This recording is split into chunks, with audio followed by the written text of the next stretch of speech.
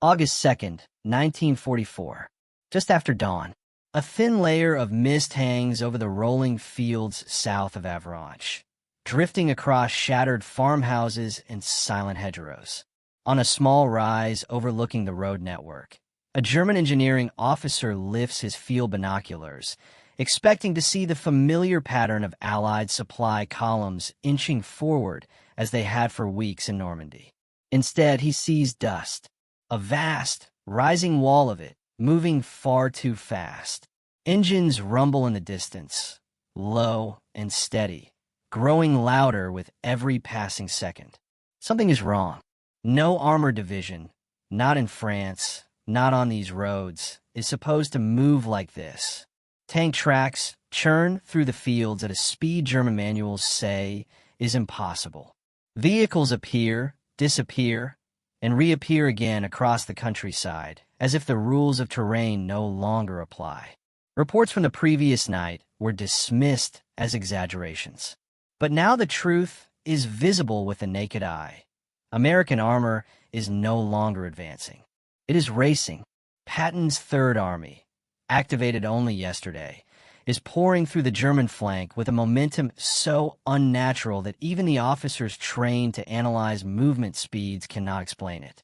And this scene was only the beginning, because the world behind it was about to change. In the summer of 1944, the fields of Normandy carried the scars of a battle that had refused to move. For nearly 2 months after D-Day, the Allied armies faced a landscape and an enemy that seemed specifically designed to halt momentum. The bocage, ancient hedgerows, earthen banks, and tight lanes, fragmented every advance into a series of close-quarter battles fought at walking pace. American tank crews often said that France itself fought alongside the Germans, creating a battlefield where speed, maneuver, and vision were all stolen away. By late June, U.S. divisions were bleeding forward only yards at a time. The German 7th Army, supported by veteran formations like Panzerlehr and the 2nd SS Panzer Corps, had turned every lane into a kill zone. Engineers on both sides understood the same truth. Armored warfare in this terrain was supposed to be slow, predictable, controlled. Tanks moved cautiously because they had no choice. In this environment, no German analyst imagined that an Allied armored thrust could one day cross entire provinces in a matter of days. The war in the hedgerows had conditioned them to expect attrition, not velocity. On the Allied side, frustrations grew. Commanders understood that Normandy was not just a fight for towns like Caen or Saint-Lô. It was a struggle to create the space needed for maneuver. The U.S. First Army under Omar Bradley pushed relentlessly, adjusting tactics, reinforcing infantry, and introducing specialized engineer teams with bulldozers and hedgerow cutters. Progress came slowly but steadily, and underneath that slow grind lay a strategic objective: break the German line wide enough to unleash a mobile army. That mobile army would be George S. Patton's Third Army. Patton waited in England through June and July, overseeing staff preparations, refining supply frameworks, and planning for the moment he would be released into France. Few officers in the world understood the marriage of speed and logistics better than Patton. He envisioned division-scale movement measured not in miles per day, but in leaps, rapid drives that would stretch German reaction time beyond its limits. But all of this remained theoretical until the ground changed. The turning point emerged with Operation Cobra, launched on July 25, 1944. After massive Allied air bombardment shattered the German front west of Saint-Lô, the terrain finally opened. American infantry surged forward, bypassing broken German formations, and suddenly, after weeks of suffocating fighting, there was open country, rolling fields, wide roads, intact bridges. And more importantly, there was an opportunity. Bradley saw it first. If the Germans were collapsing tactically, Then an operational exploitation was required. On August 1st, the Third Army was officially activated. Within hours, Patton's formations began pouring through the breach created by Cobra. The transition from hedgerow warfare to mobile pursuit was silent but immediate. Columns that had crawled now accelerated. Road networks that had seemed irrelevant were now vital arteries of movement. German engineers watched this shift with confusion.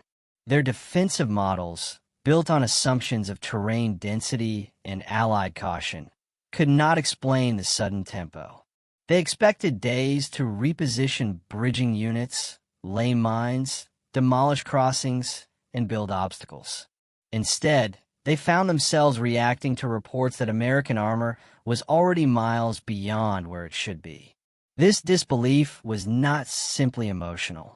It was structural.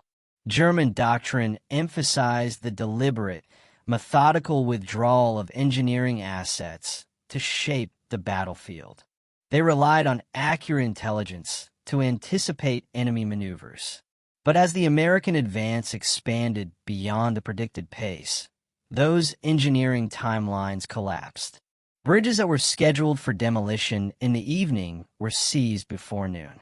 Roadblocks prepared overnight were bypassed at dawn by armor, shifting through fields nobody thought tanks could cross. By early August, a realization formed inside several German staff headquarters. The front was not bending, it was unraveling. Every hour of delay multiplied the gap between expectation and reality. And that gap would soon widen into something far larger. A force moving so quickly across France that entire German commands would struggle to even map its location. This was the environment that preceded the phenomenon German engineers would later describe as operational shock, a moment when movement itself became a weapon. And as the American breakthrough widened, the strategic situation across France began to tilt toward a new phase entirely, one that no German forecast had fully anticipated. The aftermath of Operation Cobra did more than fracture the German line. It dismantled the assumptions that supported their entire Western Front. By the first week of August 1944, the German 7th Army and Panzer Group West were no longer functioning as cohesive formations. They were bleeding strength, losing officers, and suffering a collapse in the ability to predict Allied intent. And prediction was everything. Without it, German engineers, supply officers, and commanders operated in the dark. Across Western France, the situation deteriorated at a pace previously unseen in the war. The roads that had served German forces for years were now under constant air attack. Bridges were damaged or destroyed.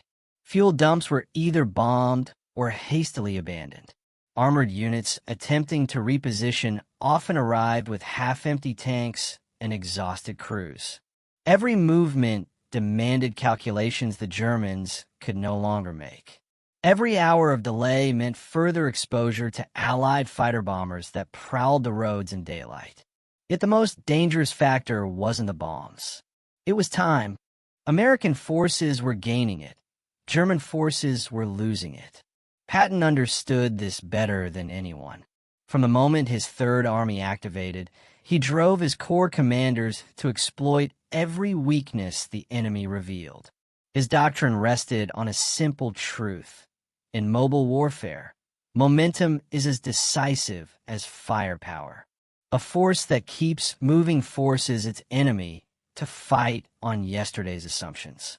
And in early August 1944, the Germans were fighting on a map already obsolete.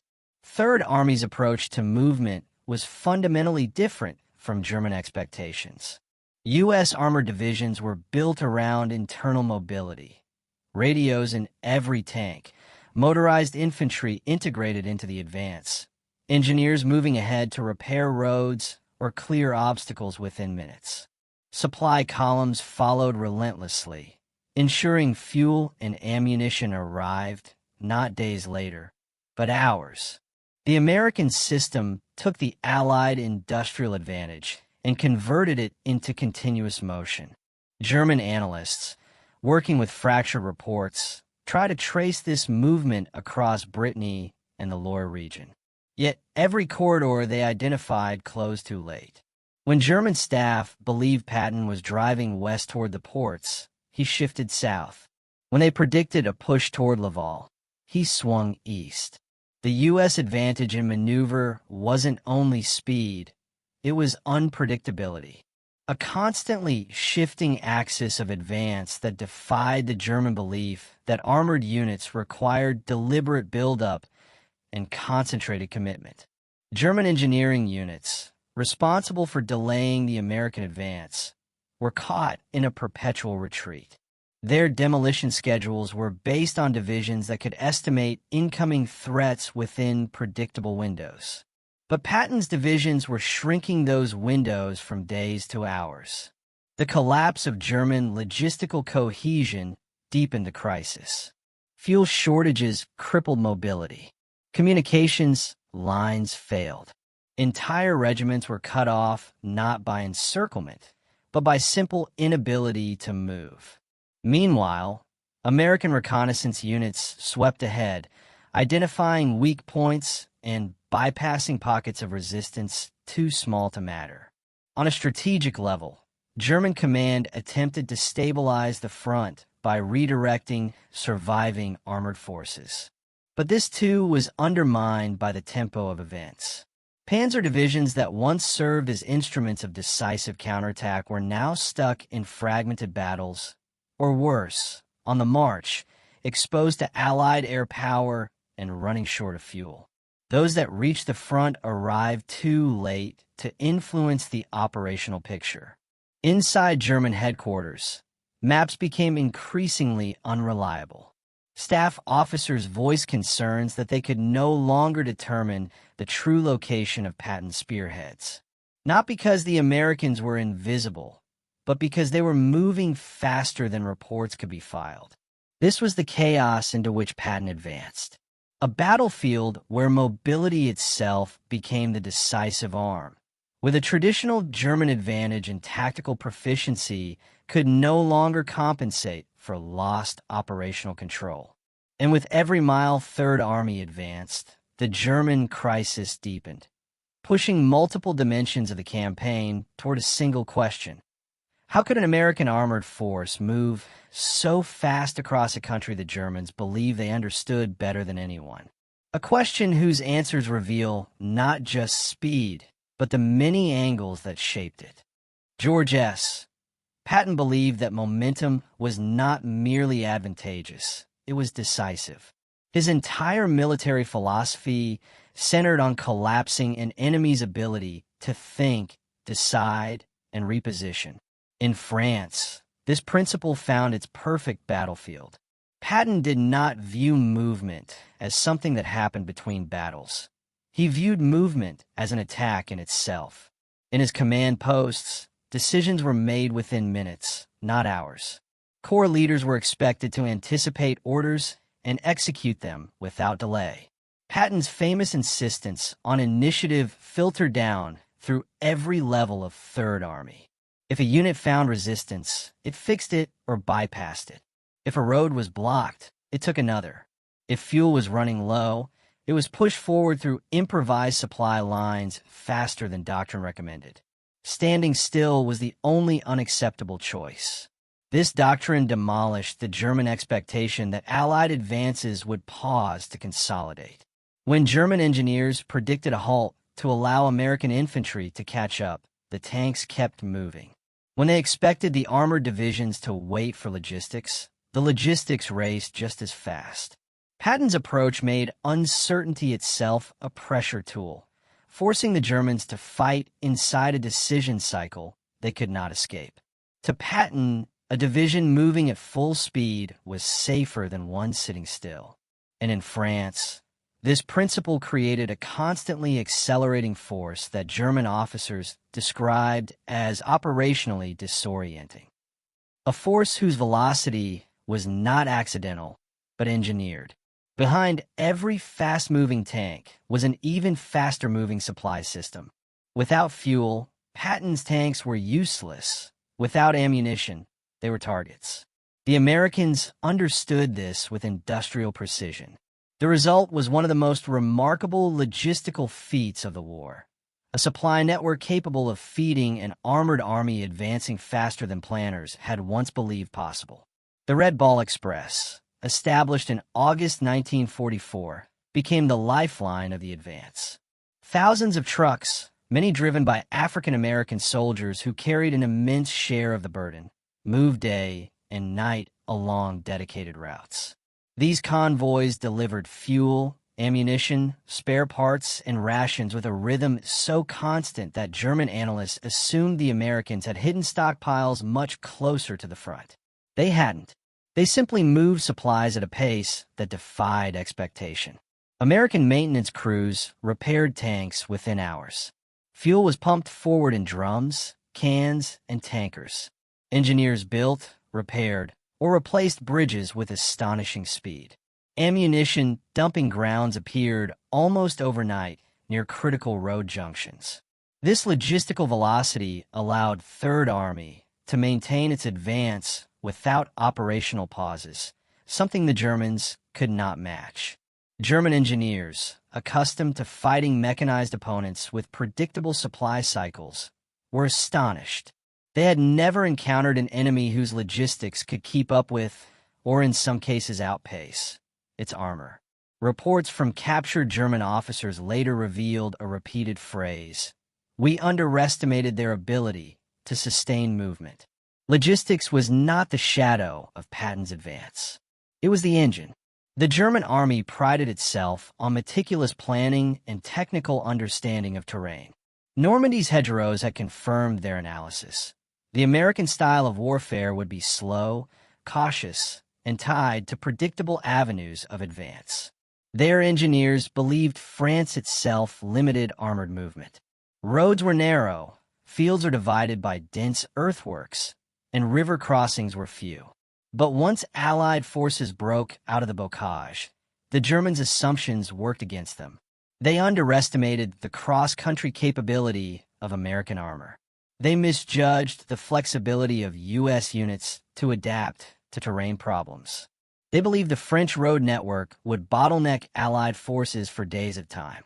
Instead, American columns spread across multiple routes, bypassed obstacles, and used unexpected corridors that German staff officers had dismissed as unsuitable for mechanized movement.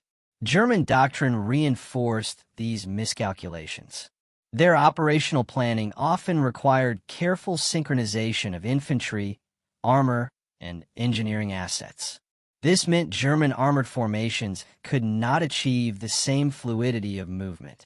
When the Americans accelerated, the Germans could not match the tempo, especially with fuel shortages and limited transport capacity.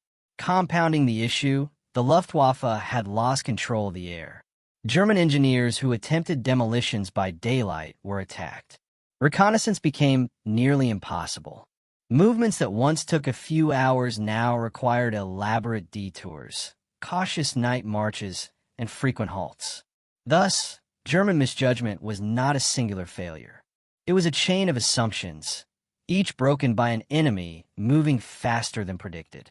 And these were only the first angles of a much larger picture, because Patton's advance was shaped by even more dimensions than doctrine, fuel, or a German error could fully describe. German armored crews often viewed the American M4 Sherman as inferior in gun power and armor. But in France, its greatest asset was not protection, it was reliability. The Sherman could move long distances with minimal breakdowns, something German Panthers and Tigers struggled to achieve. On the open roads and rolling fields beyond the bocage, this difference became decisive. Sherman started easily, ran cleanly, and were simple to maintain. Their engines tolerated dust, long marches, and constant maneuvering. Spare parts were abundant, interchangeable, and delivered quickly. Crews were trained to perform repairs within minutes, often right on the roadside. Radios were installed in every vehicle, enabling coordinated movement that German tank units, which often lacked full radio distribution, simply could not match. German engineers were accustomed to their own tanks failing under sustained movement. Panthers overheated, Tigers consumed fuel at unsustainable rates, and both suffered frequent mechanical issues. Tanks that could not fight became stationary fortifications or had to be abandoned during retreats. In contrast, American armored divisions moved as coherent, functional organisms. Even when a Sherman broke down, crews repaired it or replaced it within hours. Entire battalions could shift axis rapidly because every vehicle, from tanks to half-tracks to command jeeps, could communicate and react instantly. The Americans were not just moving faster, they were moving together. This technological consistency created an advancing force that seemed fluid and unbroken. To German analysts, accustomed to seeing armor slowed by its own engineering demands, this level of operational mobility appeared unnatural. It felt as though the American tanks were not bound by the limitations that governed their own. And technology, in the hands of a commander who valued mobility above all, became a multiplier. Behind every mile of Patton's advance were soldiers enduring one of the most exhausting tempos of the Western Front. Tank crews rarely slept more than a few hours. Drivers pushed through the night, eyes burning from dust and strain. Commanders navigated unfamiliar roads with only dim blackout lamps to guide them. Maintenance crews worked until dawn, hands numb, clothing soaked in grease and fuel. Yet morale remained remarkably high. American units were experiencing something new, not just progress, but a sense of unstoppable movement. After weeks trapped in the hedgerows, they were finally fighting the war they had trained for. Fast, fluid, mechanized. The landscape had opened, and with it came a surge of confidence. Infantry rode on tanks.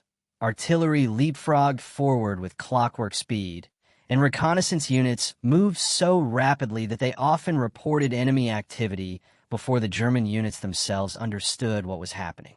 Patton's leadership style played a major role. He visited units constantly, speaking briefly but with absolute clarity. His presence energized troops. His insistence on discipline, speed, and aggression created a psychological rhythm that pushed Third Army forward. To many soldiers, the movement itself replaced fatigue. They believed they were part of an advance that could break the German army in the West. German accounts later reflected this human factor with a mixture of respect and disbelief. They saw American crews who adapted quickly, improvised solutions, and remained cohesive even under rapid redeployment. Many German officers noted that Allied soldiers fought with a flexibility that defied their expectations. The human dimension of Patton's advance was not simply endurance. It was a sense of shared momentum, a belief that forward motion itself held strategic power. As Patton's tanks swept across France, German psychological resilience began to fracture. Reports arriving at German headquarters described American advances that made no sense. Armored columns covering 50, 60, sometimes 80 miles in a single day. Units that were supposed to be behind the front appeared suddenly in rear areas. Bridges the Germans believed were safe had already been seized hours earlier. This was not the shock of firepower. It was the shock of speed. German officers accustomed to precise operational maps suddenly found themselves working with contradictory reports. Divisions vanished from the left flank only to reappear on the right. American forces bypassed strong points entirely, leaving pockets of German troops isolated and confused. Radio communications broke down under the stress of constant redeployment. The psychological effect spread rapidly. Soldiers retreating without orders, artillery units abandoning positions, engineers blowing bridges too early or too late, all signs of command cohesion unraveling. For many German units, the memory of blitzkrieg haunted their assessments. They had once been the masters of rapid warfare. Now they were experiencing its consequences from the other side. Patton's advance mirrored the tempo the Germans had used in 1940, and this created an unsettling sense of historical reversal. German diaries and reports reflected growing resignation. We cannot hold against an enemy that does not stop. It was a moment when the battlefield was shaped not just by tanks and terrain, but by fear, uncertainty, and the realization that the strategic situation was spiraling beyond recovery. And as these angles converged, they pushed the campaign toward a point where everything would shift, a climax defined not just by movement, but by the collapse of the very structures the Germans relied upon to wage war. By mid-August 1944, the German command structure in western France was a collapsing bridge, cracking faster than anyone could repair it. Patton's Third Army had turned the Breakout into a pursuit, and the pursuit into something even more dangerous, a sweeping maneuver that threatened to encircle entire German armies. What began as exploitation was evolving into operational destruction. The center of this climax formed around the widening gap south of Argenton. After sweeping through Avranches, Patton directed XX Corps and 15 Corps across the open plains of central France with an audacity that stunned even Allied planners. His units were no longer simply advancing. They were outflanking German forces at a pace that dissolved the geographic logic of the battlefield. Villages that German maps had marked as safe rear positions were suddenly reporting American tanks on their outskirts. Staff officers who believed they were dozens of miles from the front discovered that the front was already behind them. This accelerating pressure pushed the Germans toward a single catastrophic vulnerability, the trap forming around the Falaise Pocket. To the north, the British and Canadians were fighting toward Falaise. To the south, Patton's spearheads were lunging upward with the speed of closing vice. In the middle were the remnants of the German 7th Army and 5th Panzer Army, tens of thousands of men, hundreds of vehicles, and the entire operational backbone of German resistance in France. German engineering units, normally responsible for controlled withdrawals, could not shape the battlefield. Every retreat route they planned was compromised faster than they could prepare demolitions. Roads they expected to hold for 48 hours held for only 6. Bridges they aimed to destroy were seized before charges could be set. The American advance was devouring their calculations. The shock reached its peak when Patton ordered the drive toward Argenton, the southern hinge of the encirclement. American units advanced with unprecedented speed. The 80th Infantry Division, the 90th Infantry Division, and elements of the 2nd French Armored Division pressed northward, encountering broken German formations attempting to escape the tightening pocket. Tanks fired on the move, bypassing resistance whenever possible. Every hour mattered, because every hour tightened the noose. Inside the German pocket, chaos reigned. Vehicles jammed the roads in endless lines. Officers shouted orders nobody could follow. Fuel ran out. Horses replaced engines. Wounded soldiers were abandoned along the ditches. The Luftwaffe could no longer intervene. German officers knew that once the pocket closed, escape would become almost impossible. And still the Americans came. Patton's commanders sent reports that read more like reconnaissance notes than battle dispatches. Enemy retreating in disarray. Columns mixed. Armor, infantry, service units all intermixed. No organized resistance south of town. German planners, scrambling to maintain any semblance of order, realized that they were facing not an opposing force, but a tide, one that swelled forward at a rate no countermeasure could slow.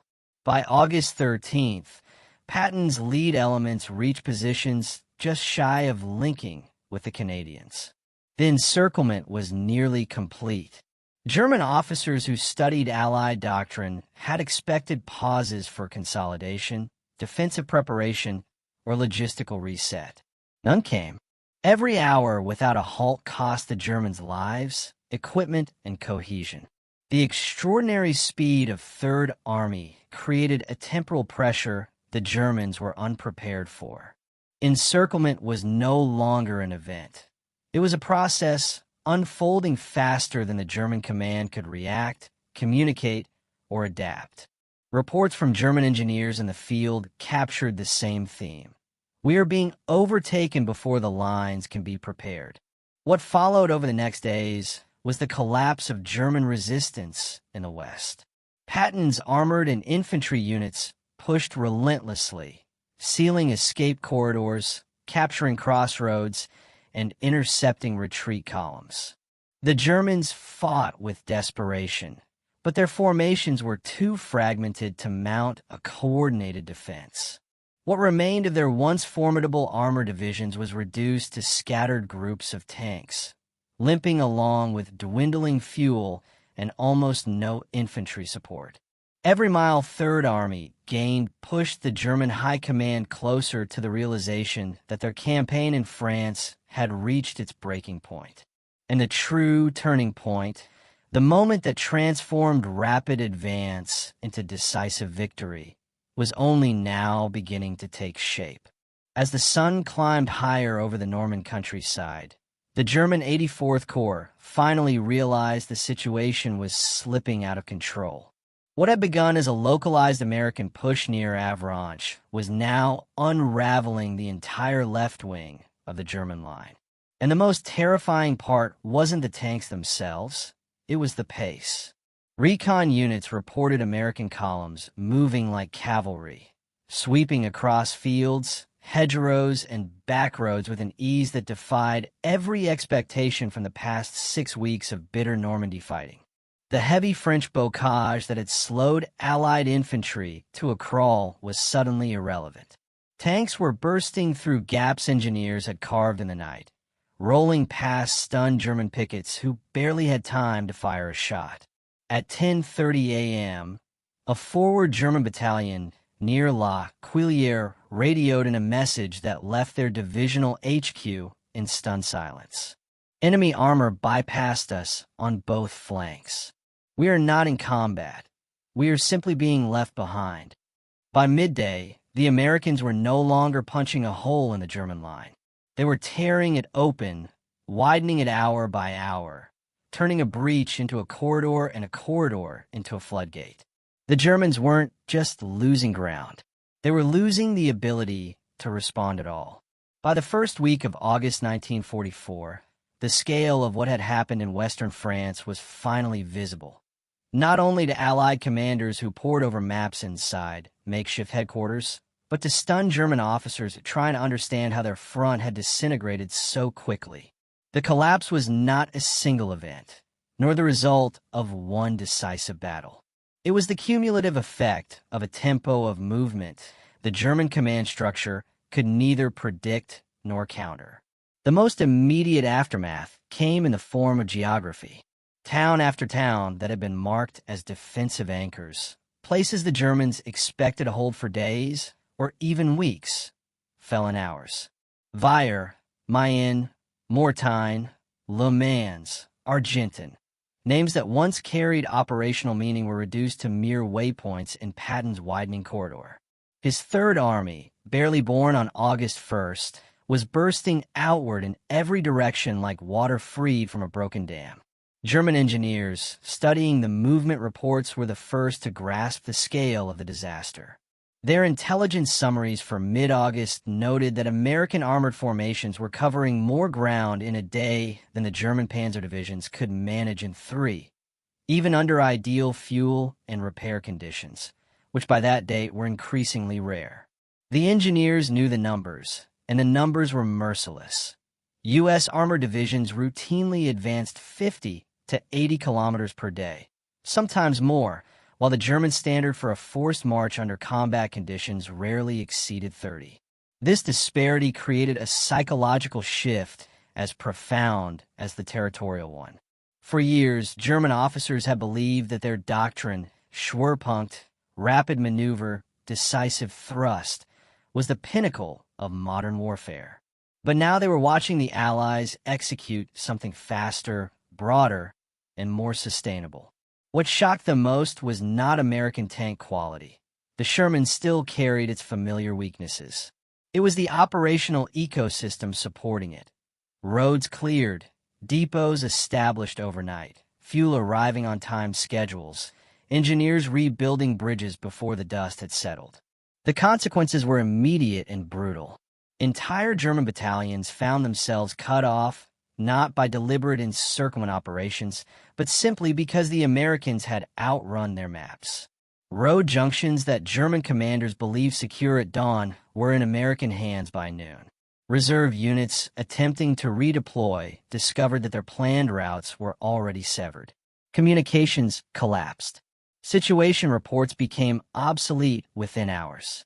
The wartime counterattack, Germany's attempt to sever the American advance and restore a stable front, failed not only because Allied aircraft shattered the exposed panzer columns.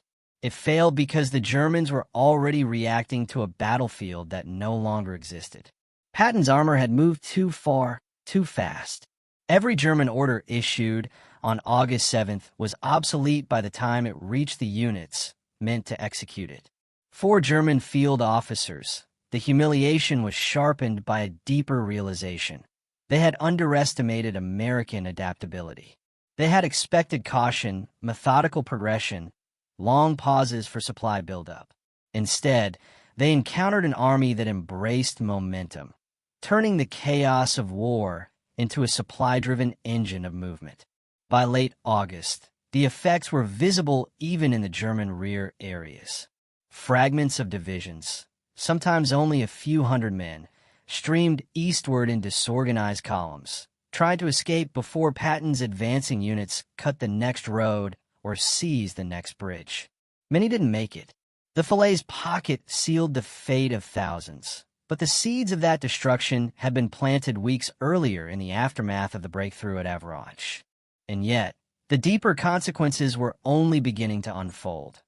Consequences that would reshape the German strategic outlook and redefine the speed of modern warfare. The operational shock unleashed by Patton's rapid advance rippled far beyond the immediate battlefield. By late August 1944, the Third Army had not only seized vast swaths of territory, but had also inflicted a structural collapse on German forces in western France. Entire corps that had once been counted as cohesive units were reduced to fragmented pockets, moving aimlessly under scattered command. Equipment, tanks, trucks, artillery, was abandoned in fields or destroyed to prevent capture. The Germans' inability to slow or anticipate the advance made this not a defeat of firepower alone, but a systemic unraveling of their operational capacity. Strategically, the effect was immediate. The Allies had liberated much of Normandy and Brittany, opening a clear corridor to the Loire Valley, Chartres, and eventually Paris. German planners scrambled to establish a new defensive line along the Seine, but by that time, Patton's columns were already approaching positions that threatened to encircle additional units.